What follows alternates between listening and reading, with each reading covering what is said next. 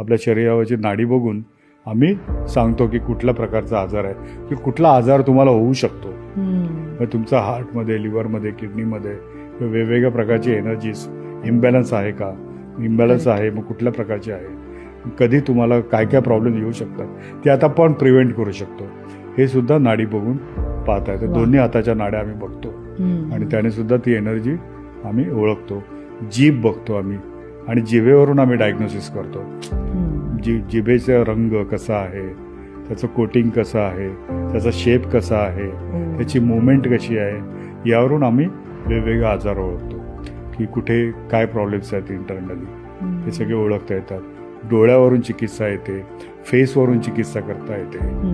तर वेगवेगळे स्किन बघून सुद्धा आपल्याला चिकित्सा करता येते.